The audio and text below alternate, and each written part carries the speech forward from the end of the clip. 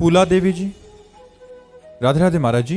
महाराज जी, मेरा पुत्र lieutenant commander Rajinikanth सेना मेडल एक मिशन में देश सेवा में शहीद हुआ। संपूर्ण राष्ट्र उस पर गर्व करता है और उनको सम्मान की दृष्टि से भी देखता है, किंतु मेरे मन में यही प्रश्न उठता है कि मेरे साथ ऐसा क्यों हुआ, मेरा पुत्र क्यों चला गया। मन बहुत विचलित करता है। ऐसा नहीं प्रश्न होना चाहिए। आपके जैसे हजारों माओ के पुत्र हमारे राष्ट्र की रक्षा में बलिदान हुए। धन्यवाद है, आपका मां होना सफल हुआ कि आपकी कोख से ऐसा पुत्र पैदा हुआ जो हमारे राष्ट्र की सुरक्षा में बलिदान हुआ। दो ही धन्य है, या तो भगवान की भक्ति करके भगवत प्राप्ति करके लोक का कल्याण कर दे, और या तो राष्ट्र के लिए अपने प्राणों को समर्पित कर दे। बकाया तो सब जी रहे हैं, उनको धन्य नहीं कहा गया। धन्य दो को ही कहा गया, या तो भगवान का भक्त बनकर लोक मंगल किया और या राष्ट्र सुरक्षा में प्राण दिए। तो आपको प्रणाम है, आप वीर जननी हैं, आप शहीद जननी हैं, कोई साधारण माँ नहीं है। इसलिए आप प्रसन्न रहिए। और आप जैसी हमारे भारत में हजारों माताएं हैं जिन्होंने अपने पुत्रों को राष्ट्र सेवा में बलिदान किया, और इसीलिए हम आर्मी को सबसे ज्यादा प्यार करते हैं, हृदय से प्यार करते हैं और सम्मान करते हैं। और हम भारतवासियों से प्रार्थना करते हैं कि आर्मी के जवानों को सम्मान करो, जिनकी सुरक्षा में आप चैन से सोते हो, जिनकी सुरक्षा में आप आनंद से जी रहे हो। अगर उनकी सुरक्षा ना हो तो यहाँ सुरक्षित हो जाओ। हमारे आर्मी के जवानों का जीवन, संत और सैनिक एक ही राशि है। एक संत जैसे कठोर से कठोर तपस्या करके जगत मंगल करता है, ऐसे कड़े से कड़े शासन में, कड़ी से कड़ी सर्दी गर्मी धूप में ये सब कुछ सहते हुए हमारे राष्ट्र की सुरक्षा में। इसलिए हम प्रणाम करते हैं आर्मी के जवानों को, और सब भारतवासियों से प्रार्थना करते हैं कि वो सम्मान की दृष्टि से देखें, नौकर की दृष्टि से नहीं। अगर बिल्कुल भजन न करे और राष्ट्र सैनिक युद्ध में मारा जाए तो वो वीर गति को प्राप्त होकर स्वर्ग को जाता है, और यदि कहीं राधा कृष्ण नाम लेकर के शरीर छोड़े तो परम धाम को जाता है। ये साधारण नहीं है, वंदनीय है, प्रशंसनीय है। विवेक जी उज्जैन से। राधे राधे महाराज जी। महाराज जी, क्या कर्म के द्वारा नियति को बदला जा सकता है?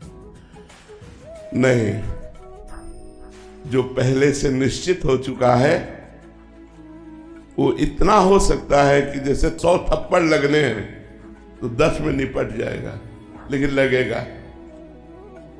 100 थप्पड़ लगने हैं तो 10 में निपट जाएगा, पर 10 पड़ेंगे, उसको बदला नहीं जा सकता।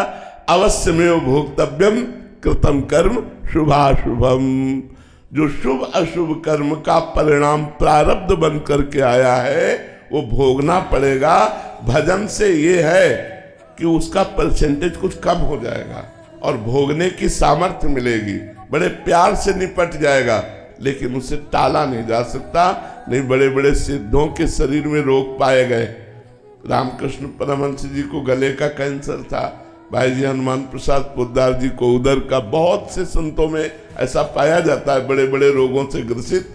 तो अपनी नियति को बदल सकते हैं, उनमें इतना भजन है, लेकिन नहीं, उन्होंने नियति को स्वीकार किया, भोग दंड रूप से स्वीकार करके भजन के बल से वो इसे पार कर गए, लेकिन नियति को बदला नहीं। जो बदल सकते थे, और जिनकी सामर्थ्य नहीं तो बदल ही नहीं सकते। जिनकी सामर्थ्य थी वो भी नहीं बदले। जैसे भगवान स्वयं राम है, उनके पिता को दशरथ जी को शाप मिला, जैसे मैं अपने पुत्र के वियोग में तड़प रहा हूं, वैसे तुम अपने पुत्र के वियोग में तड़प कर प्राण त्यागोगे। तो क्या भगवान राम ने नियति को टाला? नहीं टाला। वैसे ही हा राम कहते हुए दशरथ जी के प्राण गए। तो जो नियति पहले से निश्चित हो चुकी है उसे टाला नहीं जा सकता। हाँ, भजन के प्रभाव से सहा जा सकता है और कुछ कम हो सकता है। जैसे इसमें राधा कुंड में एक महात्मा रहते थे, वो राधा कुंड की सफाई करते थे। जैसे कोई थूक दिया, कोई दोना पत्तल फेंक दिया या कुछ, पूरी झाड़ू लगाते थे, भिक्षा मांग के पाते थे, रात दिन भजन करते थे। एक दिन उनके सामने एक काला पुरुष प्रकट हुआ और कहा मुझे स्वीकार करो। तो उनका तुम कौन हो? तो उनका तुम्हारा प्रारब्ध, नियति। क्या? 12 वर्ष का गलित कुष्ठ। भजनानंदी थे, सबके सामने नहीं होता, सबके सामने प्रारब्ध नहीं आता कि मुझे स्वीकार करो, वो तो अपने आप रौंद देता है। ये तो भजनानंदी महापुरुष थे, तेजस्वी महापुरुष थे। उन्होंने कहा 12 वर्ष का हमारे पास समय नहीं है, तो मैं 12 वर्ष कुष्ठ को लाद के बैठूं। राधा कुंड की सेवा है, संतों की सेवा है, हमारा नियम है। दूसरे दिन फिर प्रारब्ध आया। कहा बाबा स्वीकार तो करना पड़ेगा, हम रात दिन लगा करके उसे 6 वर्ष में कर देते हैं।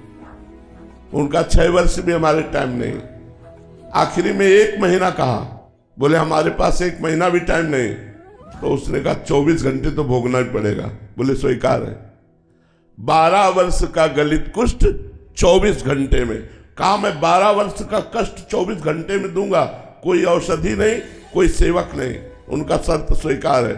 और एक कोठरी में बैठ गए और शिष्यों से कहा कोई भी अब दरवाजा खटखटाना नहीं, मैं चाहे जितना चिल्लाऊं, कोई औषधि नहीं, कोई हमें डिस्टर्ब मत करना, 24 घंटे बाद हम निकलेंगे। जे ही कहा आ जाओ तो पूरा शरीर सड़ गया, चिल्लाते रहे राधा राधा राधा राधा राधा राधा। 24 घंटे के बाद अपने आप गलित कुष्ठ खत्म हुआ और वो स्वर्ण जैसे चमकते हुए बाहर निकल आए। तो ये भजन के प्रताप कि 12 वर्ष का गलित कुष्ठ उनका 24 घंटे में कट गया, लेकिन भोगना पड़ा। अवश्य में भोक्तव्यम कृतम कर्म शुभाशुभ।